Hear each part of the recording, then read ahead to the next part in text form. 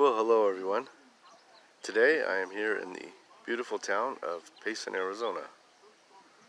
And this is Green Valley Park. You can see it's a very beautiful park here. And they have urban fishing here. And you could take a little boat out on the lake there if you want. I've seen some canoes out there, or also these guys have these little remote control boats they like to run around out here. You can see someone fishing down there.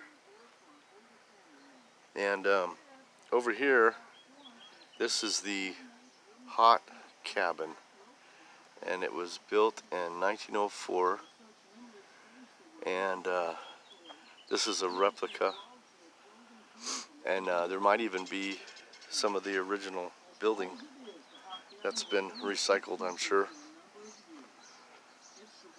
And you can see it has like a old shake type roof, and you can look inside here.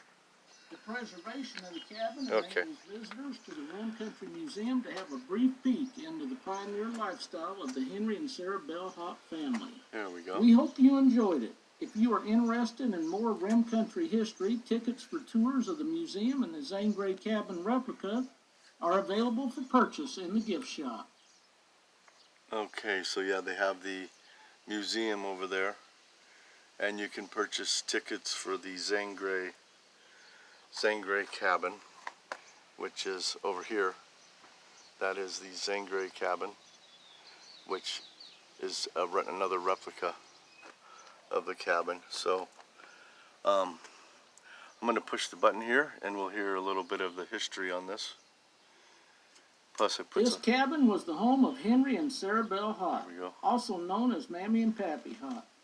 They arrived in the Arizona Territory in 1897 to join other family members who had already settled in the frontier areas of northern Gila County. 4 of their children made the journey west: Samuel, Ida Bell, Mary Margaret, and Columbus. While traveling through the White Mountains, Sarah gave birth to their 5th child, whom they named Irene Million Champion. The inspiration for the baby's name came from a book that Sarah had been reading during her pregnancy about a millionaire woman named Irene Champion. Henry's widowed mother, Mary Ann, also accompanied them on the trip west. Henry's cousin Fred provided the family with a cabin when they settled on Ellison Creek. In 1902, the family moved to Roberts Mesa and built their own cabin, the one you see here. The cabin, as it was built on Roberts Mesa, measured 10 feet by 18 feet with a dirt floor and no windows. Roberts Mesa boasted a spring that was reported to never run dry.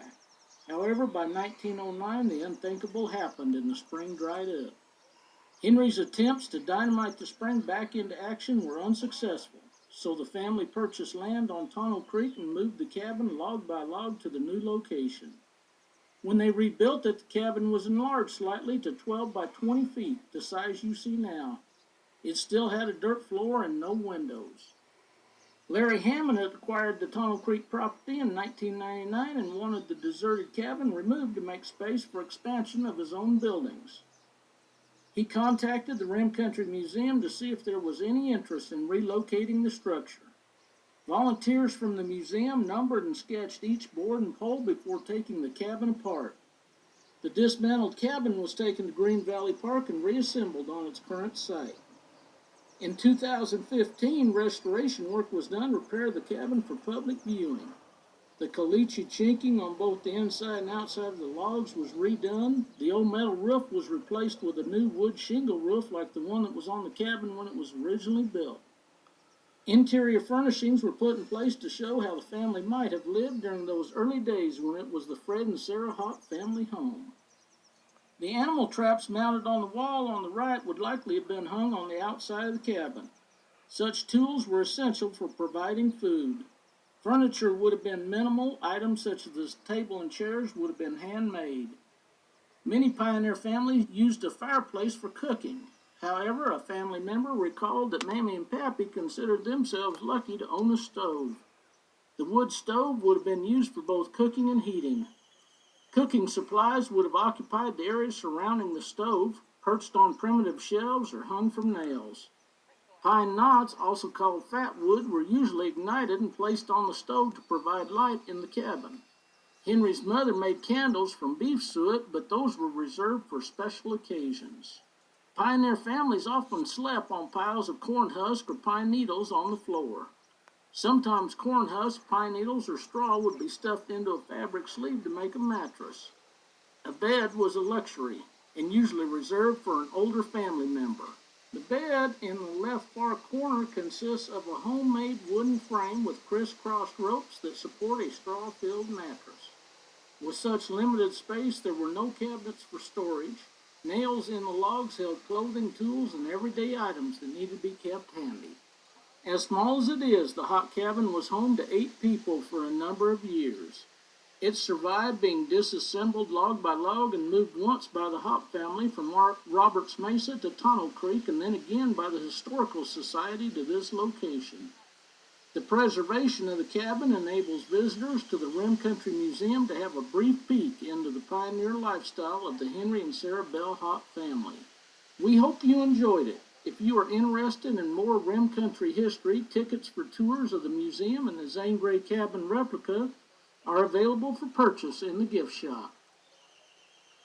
Alright, so there you go. This is how they lived back in the olden days. So you got the stove back there, that would have been for heat and cooking. One bed reserved for elderly people only, and a dirt floor where you sleep at night on the dirt floor. Okay, boy, talk about being minimalist, huh? When you consider all the stuff we have these days. Try living like this, huh? And 8 people. Can you imagine that? 8 people. This is about the size of my shed at home. Okay, thanks for watching, everyone. Bye for now.